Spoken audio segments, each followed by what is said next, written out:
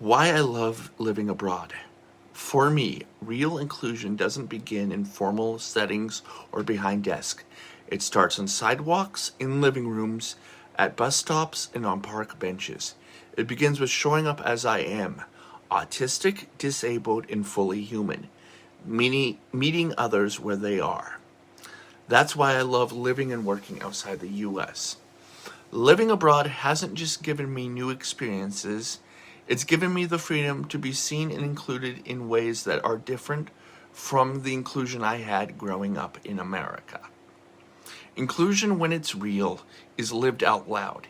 It's not about fitting into systems that weren't built for people like me. It's about co-creating spaces where everyone matters, especially those who have been overlooked.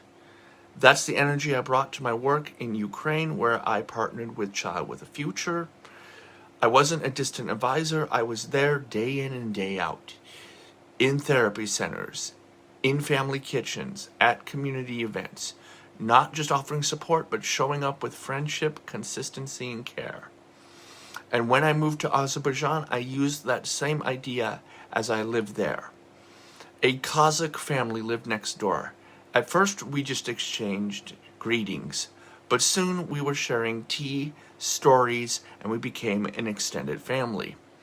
They didn't know me as the foreigner with cerebral palsy or the autistic guy. They knew me as someone who listened and who cared and who kept showing up.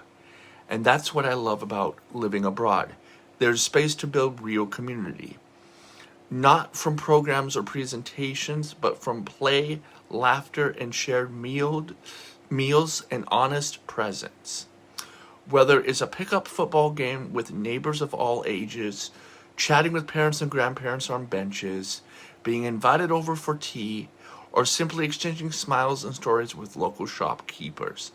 These everyday moments with people across generations are what true inclusion feels like. But it's not just about being accepted by one group, it's about being embraced by the whole neighborhood and opening up acceptance and inclusion in wider society. Just being visible in public as someone who's different is welcomed. It's powerful.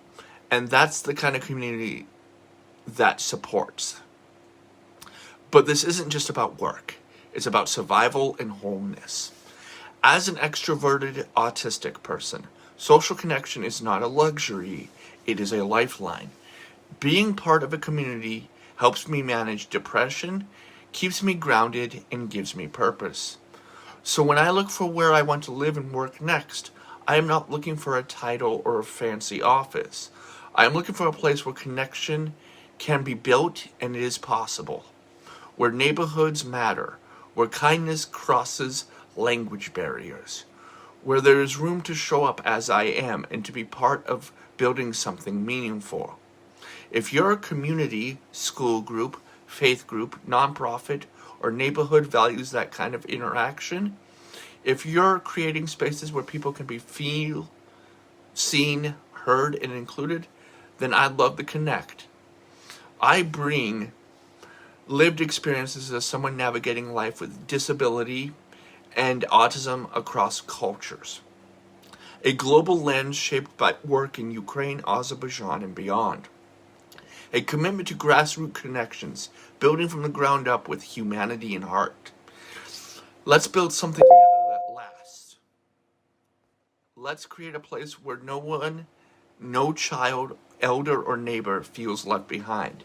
Because inclusion begins with persistence, and real change begins with connection.